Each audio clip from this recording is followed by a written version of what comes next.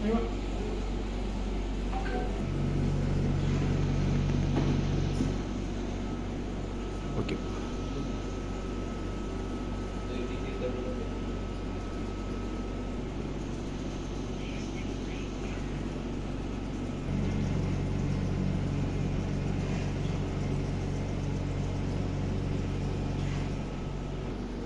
Oke, share.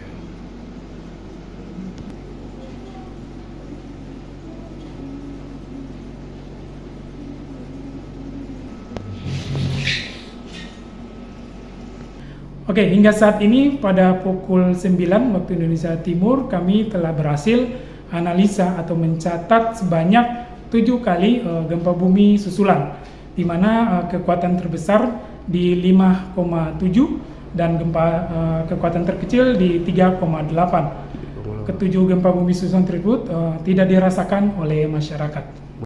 Baik, yang perlu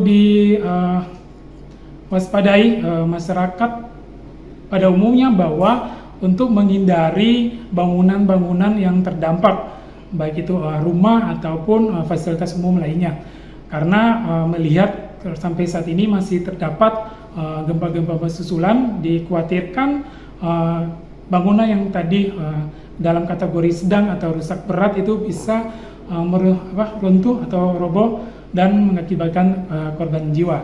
Demikian. Oke, Pak. Terima kasih sudah nonton. Jangan lupa like, subscribe, dan share ya.